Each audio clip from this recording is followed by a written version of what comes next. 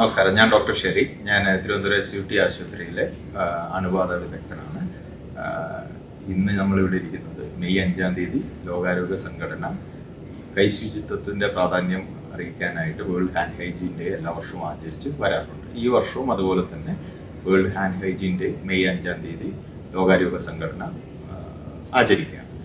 ഈ കൈശുചിത്വത്തിൻ്റെ കാര്യം പണ്ട് കാലത്ത് വളരെ പ്രയാസമായിരുന്നു ആളുകളെ പറഞ്ഞു മനസ്സിലാക്കാനായിട്ട്. എന്നാൽ കോവിഡ് വന്നതിൻ്റെ ആ ഒരു സമയത്ത് നമ്മൾ ഈ കൈശുചിത്വത്തിൻ്റെ പ്രാധാന്യത്തെക്കുറിച്ച് നമ്മൾ കൂടുതലായിട്ട് എല്ലാവരും അറിയുകയുണ്ടായി.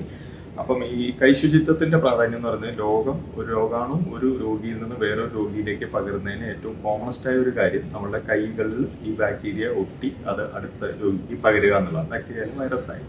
അപ്പോൾ ആ സൈക്കിളിനെ കട്ട് ചെയ്യാൻ വേണ്ടിയിട്ടാണ് നമ്മൾ കൈ കഴുകുക. സോപ്പ് ഉപയോഗിച്ച് കഴുകാം, അല്ലെങ്കിൽ നമുക്ക് ആൽക്കഹോൾ ബേസ്ഡ് ആയിട്ടുള്ള ഹാൻഡ് റബ്സ് ഉപയോഗിച്ച് കഴുകാം.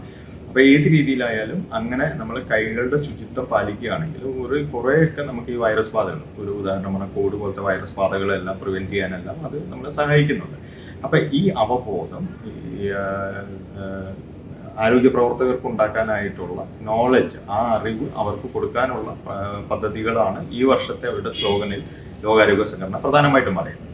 അപ്പോൾ അത് ഹെൽത്ത് കെയർ വർക്കർ, അതായത് ആശുപത്രിയിൽ വർക്ക് ചെയ്യുന്ന ആളുകൾക്ക് മാത്രമല്ല, സാധാരണ ജനങ്ങൾക്കും കൂടെ വളരെ പ്രധാനപ്പെട്ട ഒരു കാര്യമാണ് ഈ ഹാൻഡ് ഹൈജീൻ എന്ന് പറയുന്നത്. അപ്പം ഭക്ഷണത്തിന് മുമ്പ്, ഭക്ഷണത്തിന് ശേഷം, അങ്ങനെയുള്ള കാര്യങ്ങളെല്ലാം നമ്മൾ കൈകളുടെ ശുചിത്വം എത്രത്തോളം നമുക്ക് പാലിക്കാൻ പറ്റുമോ അത്രത്തോളം തന്നെ നമുക്ക് പരമാവധി ഈ ഫ്ലൂ ലൈക്ക് വൈറൽനെസ്സുകൾ, കോവിഡ് പോലത്തെ അസുഖങ്ങൾ, അതുപോലെ തന്നെ ഈ ടൈഫോയിഡ് പോലത്തെ അസുഖങ്ങൾ, അങ്ങനെ ഒരുപാട് കാര്യങ്ങളിൽ നമുക്ക് ഈ കൈശുചിത്വം നമ്മൾ പ്രോപ്പറായിട്ട് പാലിക്കാൻ. ടൈഫോയിഡിൻ്റെ കാര്യത്തിൽ വേറെയും കുറേ കാര്യങ്ങളുണ്ട്, ഭക്ഷണ ശുചിത്വം, അങ്ങനത്തെ കുറേ കാര്യങ്ങളും കൂടി ഉണ്ട്.